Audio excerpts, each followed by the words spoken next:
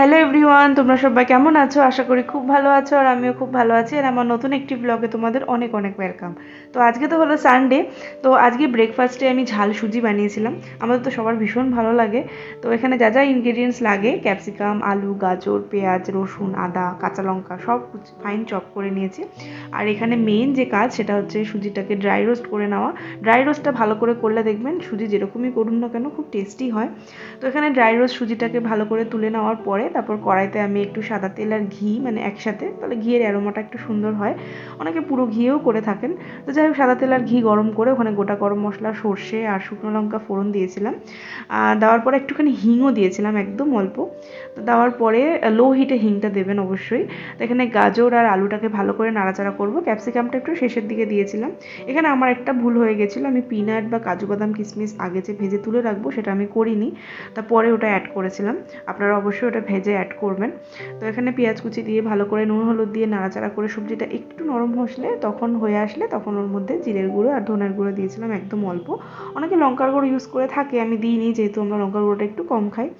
তো তারপর সুজিটা অ্যাড করে দিয়ে এখানে 1 কাপের থেকেও একটু কম সুজি ছিল, কারণ সুজি আর ছিল না, আনতে হবে।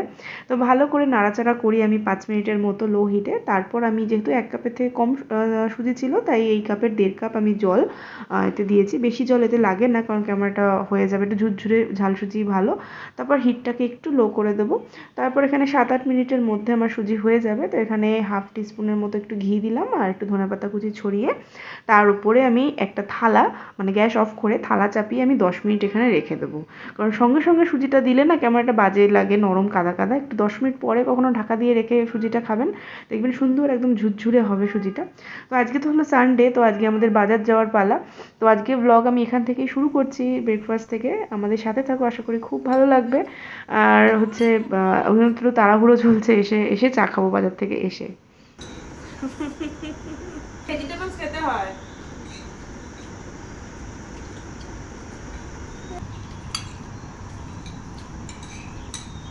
আবার বাজার থেকে এসে আবার ওই ডল হাউসটা সাজাস। তো এখন তো এই 10:30 15-11টার মতো বাজে, আমরা বাজার থেকে চলে এসেছি। আজকে বাজারে আমি কোনো কিছু রেকর্ড করিনি, একটু তাড়াহুড়োতে ছিলাম। তো বাজার থেকে আসার পরই মা বললো হাত পা ধুয়ে আগে একটু চাটা খেয়ে নিই, আমরা তো লিকার চা খাই।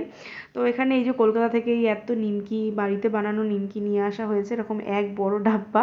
তো এই নিমকি, একটু লিকার চা আর কলকাতার একটা দেখিয়েছিলাম না যে বিস্কিট এনেছিলাম, তো এই একটা বিস্কিট, নোনতা যে বিস্কিটটা হয়, মিষ্টি না, তো এই বিস্কিট চা একটু খাচ্ছি। তো এখানে রোহান বসেছে, আর বসলে শান্তি আছে? আমার মেয়ের অবস্থাটা দেখুন, সে সারা নিজের যত ক্লিপ আছে সব বাবার মাথায় লাগিয়ে দিয়েছে। তো এরপরে আমরা যে যার কাজে লেগে যাব।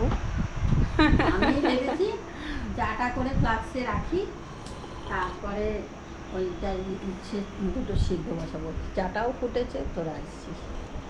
একদম আমি তো দেখছি, আমরা আসছি, তুমি বুঝলে কি করে যে চা রেডি এদিকে?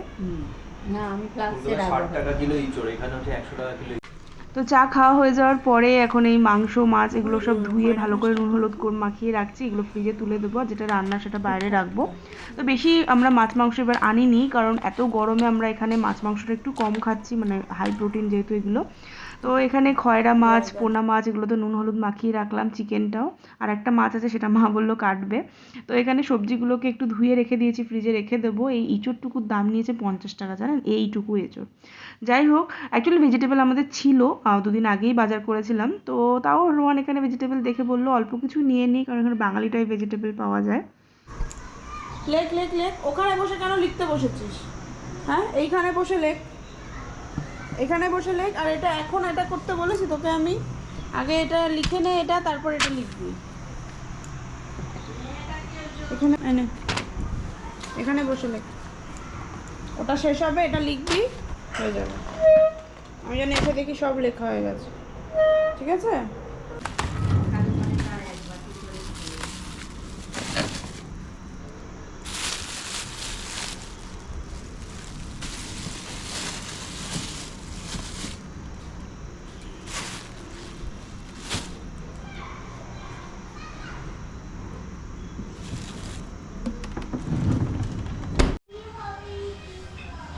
চেলা মাছ না,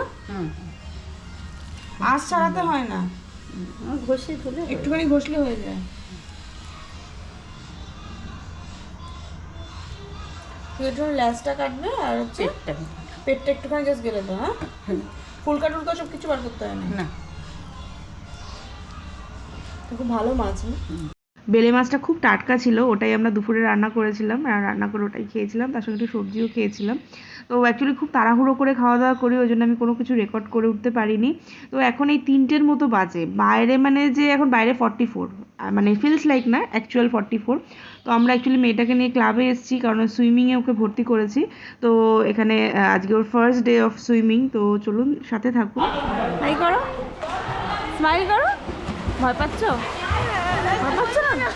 হ্যাঁ ই বাবা, ও তো স্যার ওখানে বলবে, কিচ্ছু হবে না। আসো আসো আসো আসো আসো। আরে ওরা দেখো ফ্রেন্ড তোমার। আমার কাছে আসো, আমার কাছে আসো, আমার কাছে আসো। দেখো ওরা সবাই ফ্রেন্ড, দেখো। আসো আসো আসো আসো। আমি স্যারকে ডাকছি, দাঁড়াও। আমি ঠেলছিও না, কিছুই করছি না, যাও। আর একটু পা ঝোলা।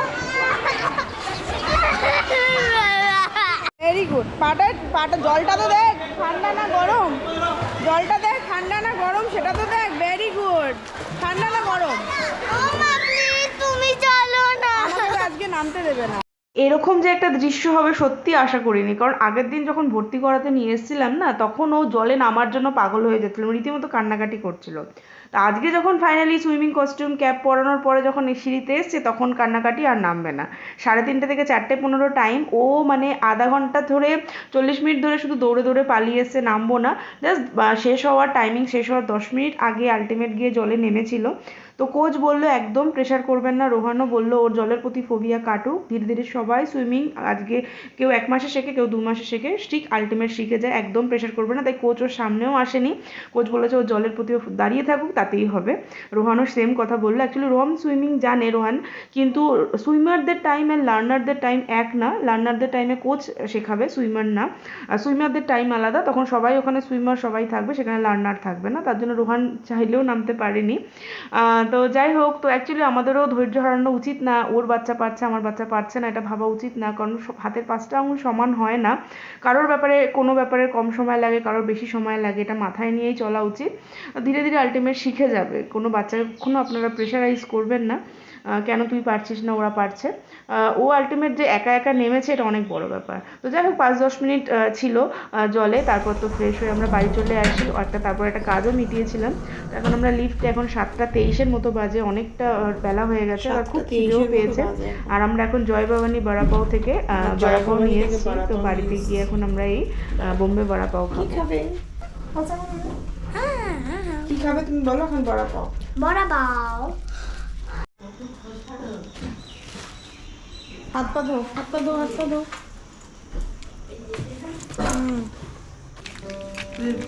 জয় ভবানীর বড়া পাওয়ার যে আলাদা করে সসেজের প্যাকেট, চাটনি।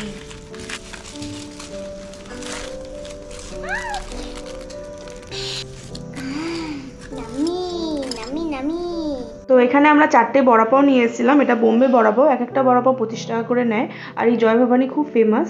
তো এখানে ওদের দেখলাম কি আলাদা প্যাকেজিং করে আপনার যে টমেটো সস আর গ্রিন সস আলাদা প্যাকেট করে দেওয়া, যেগুলো পার্সেল হয়। তো খেতে তো খুব টেস্টি, আমার মেয়ের তো খুব খিদে পেয়েছে, অ্যাকচুয়ালি আমাদেরও সবার খুব খিদে পেয়েছে। তো আজকে ব্লগটা তো এখানেই শেষ করছি, যদি ভালো লেগে থাকে অবশ্যই লাইক করবেন, কমেন্ট করে জানাবেন, আর প্লিজ শেয়ার করে দেবেন। দেখা হবে নতুন একটি ব্লগে। Thank you for watching, bye by.